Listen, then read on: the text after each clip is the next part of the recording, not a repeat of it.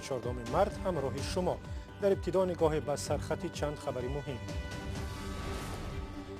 مناقشه مرگبار در مرز تاجیکستان و قرقیزستان، چرا در این گوشه ثبات پایدار نیست و نزاع‌ها تکرار می‌شوند؟ هواپیمای نوساخت بوئینگ در امریکا هم از پرواز ماند. دونالد ترامپ خواست تا زمان انجام تحقیق سبب‌های سقوط بوئینگ 737 مکس این هواپیما استفاده نشود. دوستان رحمت الله ظایرف میگویند سگ گم شده او نه فقط جانوری وفادار و رفیق نزدیک بلکه محافظ او و خاندانش بود. جوزیبا این همین مایدکش یک ماهی کلون کردم.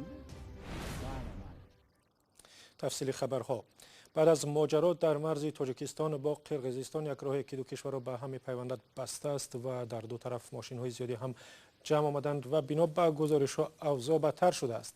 خبر است که یک شهروند دیگری تاجیکستان کشته شد و یک میلیسای قرقیز هم جراحت برداشت.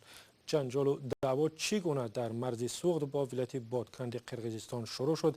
در این باره میرزا خالقزاد از پایتخت تاجیکستان گزارش می‌دهد.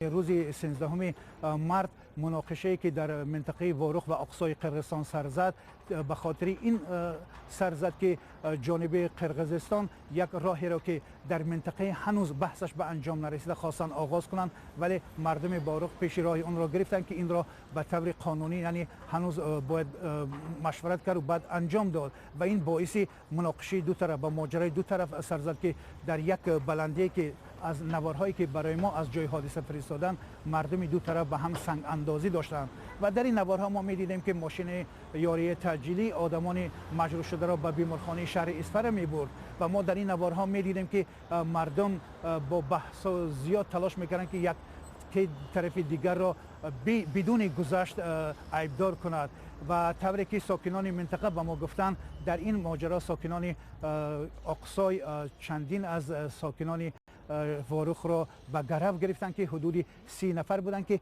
شب دیروز آنها آزاد شدند. ضمناً بعد از شروع این ماجرا و انجام این ماجرا در منطقه مرزی تاجیکستان و قرقیزستان، خدمات مرزبانی قرقیزستان با پخش یک اظهارات تاکید کرد که این ماجرا باعث مجروح شدن ساکنان قرقیزستان و هم تاجیکستان شده است. صبح بر وقت امروز ریاست مرزبانی یا سرحدبانی تاجیکستان نیز با یک اظهارات اندکی با لحن تند تاکید کرد که در این ماجرا با عیب یکی از ساکنان، یعنی که رئیس محله اقصای قرقیزستان صورت گرفت و که باعث مجروح شدن و حتی کشته شدن یک شهروند تاجیکستان شده است. مقامات میگویند برای مانع شدن به ادامه مناقشه در روز 13 مارس سرحدبانان دو کشور به هوا تیر انداختند تا مردم پراکنده شوند. مقامات قرقیزستان گفتند که یک شهروند این کشور جراحت برداشت است و یک ماشین و خانه متعلق به شهروند دیگر سوخته است. معاون نخست وزیر این کشور برای آشنایی با وضع به ولایت بادکند سفر کرده است. بعد سقوط شوروی در سال 1990 تاجیکستان و قرقیزستان از مرز 976 کیلومتری دو کشور تا کنون 504 کیلومتر آن را تعیین و علامت گذاری کردند. در منطقه‌های بحث برانگیز که مردم زیاد زندگی می‌کنند، دو طرف نتوانستند به موافقه برسند. در روستاهای دو طرف مرز که روز به روز اهالیشان زیاد می‌شود، ساکنان ولایت‌های سوغد و بادکند برای آب و چراگاه و زمین دست به گریبان شدند. در مناقشه‌ها در سال‌های گذشته که ده‌ها نفر کشته شدند، آنهایی که وضع در منطقه نظارت می‌کنند می‌گویند در صورت بی‌ثمر ماندن مذاکرات حکومت‌ها برای تعیین و علامتگذاری مرز دو کشور ممکن است در آینده مناقشه‌ها بیشتر و بدتر شوند. و بنا به گزارش بخش قرقیزی رادیو آزادی، اوضاع در محل نزاع امروز طوری گفتیم بدتر شده است. در ویدیویی که کاربران قرقیز هم در شبکه‌های اجتماعی گذاشتن دیده می شود ساکنان یک دهه مرزی با مرزبانان قرقیز دعوا دارند. همچنین برای راه ندادن به مناقشه مرزبانان تاجیکستان و قرقیزستان به هوا تیر انداختند تا مردم جمع آمده پراکنده شود. دفتر مطبوعات حکومت قرقیزستان گفت نخست وزیر محمد قلی ابوالخوزیف با قاهر رسولزاده نخست وزیر تاجیکستان درباره راه‌های به اعتدال آوردن وضع در مرز امروز گفتگو کردند. هر دو طرف اصرار داشتند که با نظرداشت دوستی تاجیکستان و قرقیزستان و حسن همجواری باید تلاش‌ها جهت آرام کردن اوضاع بیشتر کرده شود. و بیننده گرامی، درباره تحولات در مرز تاجیکستان و قرقیزستان اخبار بیشتر در وبسایت azadi.org دسترس است. روزی 13 مارت امریکا مثل چند کشور دیگر پرواز هواپیماهای بوینگ 737 مکس را منع کرد. رئیس جمهور دونالد ترامپ گفت تا زمان معلوم شدن سبب‌های سقوط دو هواپیمای نوساخت بوینگ هیچ شرکت آن را در ایالات متحده استفاده نمی کند. خبرنگار رویترز با مسافران واخورد که دیروز هنگام اعلان منع پروازها در هوا و در داخل بوینگ 737 مکس بودند.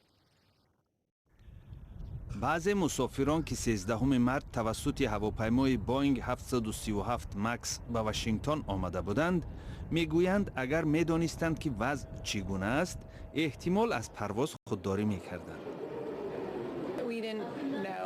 ما نمیدونستیم که با کدام نوع هواپیما پرواز میکنیم. نزدیک زمانی نشست بود که از فرمان آگاه شدیم. با فکرم اگر ما هم مثل بریتانیا دیروز پرواز بوینگ 737 مکس را منع میکردیم بهتر می بود. به هر حال خوب است که حاضر این تصمیم گرفته شد. من میخواهم دانم که چرا مقامات دیروز مخالف بودند و امروز موافقت کردند.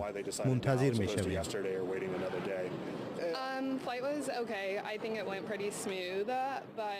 پرواز خوب بود و خیلی آرام گذشت. من از جای به فکرم کانادا آگاهی گرفتم که این نوع هواپیماها را به زمین شناندند. بعد فهمیدم که ما در همین نوع هواپیما پرواز داریم. کمی نگران شدم ولی به هر حال پرواز آرام بود. روز چهارشنبه ایالات متحده آمریکا به مانند کشورهای اروپایی و چین پرواز هواپیماهای بوینگ 737 مکس را با اشاره به نگرانی‌های امنیتی منع کرد.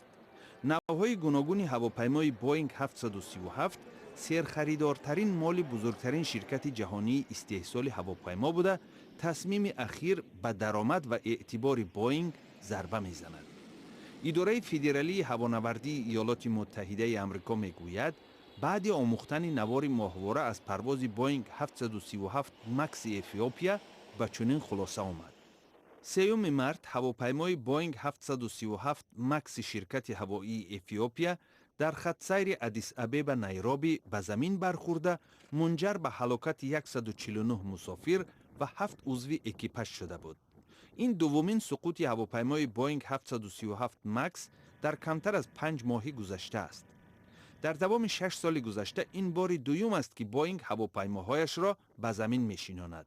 6 سال پیش آتشگیری اکامولاتورها باعث به آن شد که پرواز تمام هواپیماهای بوینگ 787 دریم لاینر تا زمان رفع کمبودی‌ها منع شده بود.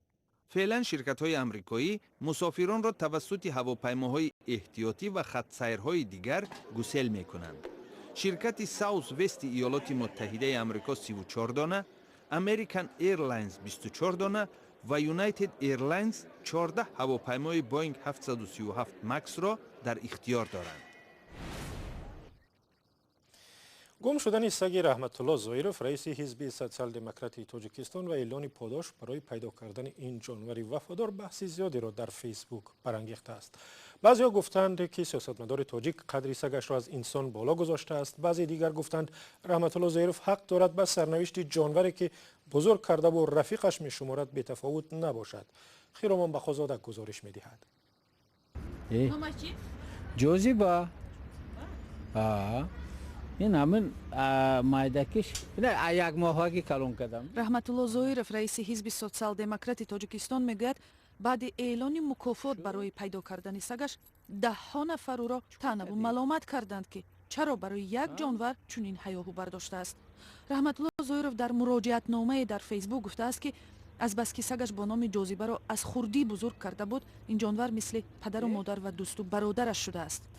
رحمت الله زایرف نوشته است سگش حتی 2 مرتبه او را از مرگ نجات داده است و تاکنون هیچ یک از ساکنان محل زیستشان را هم آزار نداده بود. رحمت الله زایرف می نویسد که با این سگ خود را بختیار می حسابید. سگ رئیس حزب سوسیال دموکراتی تاجیکستان به گفته خودش شب 10 مارت از خانه‌اش ربوده شد و جستجوهای زیاد هم تا هنوز بی نتیجه بوده است. زایرف برای پیدا کردن سگش 1500 سامانی پاداش وعده کرده است. محمود اودینایف یکی از دوستان زایرف که در جستجوی سگ به او کمک میکند روز 14 مارت در صحبت با رادیوی آزادی چنین گفت: بیچاره می استاد تو سر این میگردد وای خیلی بلا میدونید خیلی دور بیچاره که دیگر داده میشود و همون حق آموزش نگی بود هم باید میگردون هم مویلی بهترین بود و هم قصوایده نزدیک نمیشود. ҷозиба аз зоти овчаркаи осиёи миёнагӣ буда 27 моҳ дорад ва аз якмоҳагӣ дар тарбияи зоиров будааст. дар тоҷикистон як донишманде ки забони аз байн рафтаи суғдиро медонад ба гурӯҳе аз донишҷӯёни тоҷик ин забонро дарс медиҳад. дар қаламраве ки ҳоло мардуми тоҷикистон ҳастанд, қарнҳо пеш бо забони суғдӣ суҳбат мекарданд ва ҳоло шумо ҳам фурсат доред бишнавед ки забони суғдӣ чӣ гуна садо медиҳад. این نامه پر از درد میوانی یک زن سوغدی است که 1800 سال پیش به شوهرش نوشته است و در قطار چندین دستخط و نامه‌های دیگر از حدود چین پیدا شده است. سالهای 1927 پیدا کردند و این رو بردن انگلیس. و الان در بریتیش لایبرری انگلیس این دو نامه در دسترس است. و توی این نمایشگاه من عکس‌های این دو نامه رو آوردم که خواهید دید. رهام اشرف دانشمند از فرانسه روی همین دستخط‌های سوغدی در اکادمیای علم‌ها به خواهشمندان در تاجیکستان زبان سوغدی را می‌آموزد. و اینها خواستن که اگر بشه من در اینجا این زبان‌ها رو آموزش بدم تا اینکه توسط خود کسانی که در تاجیکستان هستند و احیانا در ازبکستان اینها خودشان این زبان‌ها رو یاد بگیرن و بتوانن این متن‌ها رو بخونن. با گفته این دانشمند حالا در جهان فقط چند عالم باقی مانده است که این زبان را خوب می‌دانند. اگر کسانی در اینجا پیدا نشند که تسلط کافی به زبان اوستایی، زبان پارسی هخامنشی، سوغدی، خوارزمی داشته باشند، ما امیدی به پیشرفت‌های بزرگ در اینجا نخواهیم داشت.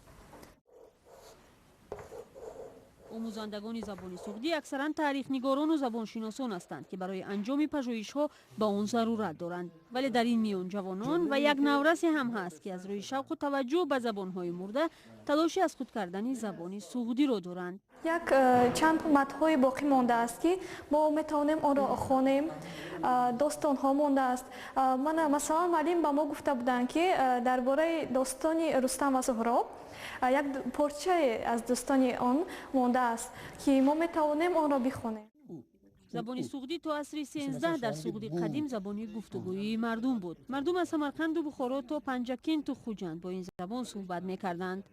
چون که سوغدی ها خود که تاجر بسیار ماهر بودند و با همون تجارت خود زبان خود رو هم به شرق یعنی به چین و به مغولستان یعنی با همون تجارت خود زبان خود رو هم تبلیغ میکردند و هم یک زبانی بین المللی شده بود. رهام اشرف دانشمندی که برای خواهشمندان در تاجیکستان زبان سوغدی می‌آموزد با خود به دوشنبه بیش از 300 کتاب از جمله دستخط‌های قدیمی را با زبان سوغدی آورده است. در دوشنبه تحقیق پرونده جنایی یک راننده ادامه دارد که ویدیوی دشنام‌های او در حق مادر ناظران راه بحث زیادی را برانگیخت. ریاست امور داخلی شهر دوشنبه روز 13 مارس گفت سیراج‌الدین نجیموف ساکن ناحیه کوشانیان به تحقیر کارمندان اداره بازرسی دولتی اتومبیلی متهم می شود. در این ویدیو که در شبکه‌های ادناکلاسنیکی و فیسبوک هم نشر شده است دیده می شود چگونه سیراج‌الدین نجیموف با یک ناظر اداره بازرسی دولتی اتومبیلی وارد بحث می شود. به نوشته ریاست کارهای داخلی در دوشنبه نجیموف روز 19 فوریه بعد نگاه داشتن ماشینش در پایتخت و کارمند ملیسا را دشنام‌های زیادی قبیح داده است. ویدیوی دعوای او در فیسبوک و ادناکلاسنیکی طوری که گفتیم بحثی زیادی را برانگیخت، ولی عین زمان کاربران گفتند گناه ناظران ملیسا هم هست که پیوسته رانندگان را با هر بهانه نگاه می‌دارند و رشوه می‌گیرند. دادستانی ناحیه اسماعیلی سامانی شهر دوشنبه برای چنین رفتار که جنایتی سخت به حساب می‌رود روز 27 فوریه امسال به ضد سیراج‌الدین نجیموف با اتهام تحقیر نماینده حاکمیت در تاجیکستان پرونده جنایی باز کرده است.